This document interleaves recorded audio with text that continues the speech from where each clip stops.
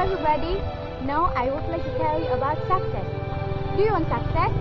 Everybody wants to have success. Success is very important for all people in the world. There are many kinds of success.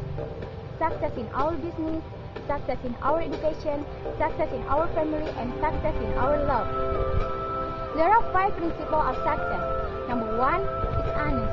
We should be honest in our job and our work. The teacher, police, the president should be honest in their work. Number 2 is creative. We should be creative in our business. For example, Tukul Arwana is not handsome, but he is success because he is creative. Number 3 is discipline. The teacher, the police, the president should be disciplined. We must also discipline in our education. Never come late and study every day. Number 4 is brave.